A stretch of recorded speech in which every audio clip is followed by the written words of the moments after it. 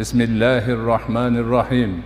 Qul tastaghfiru rabbakum innahu kana ghaffara yursilis samaa alaykum midraran va yumdidkum bi amwalin va banina va yaj'al lakum jannatin va yaj'al lakum anhara. Nuh alayhissalom aytayaptilarki, men qavmimga borib aytdimki, sizlar Robbingizga istig'for ayting.